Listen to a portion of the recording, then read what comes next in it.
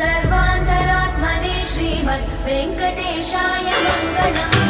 स्वतः सर्वविदे सर्वशक्तये सर्वशेषिणे सुलभाय सुशीलाय वेङ्कटेशाय मङ्गलम्।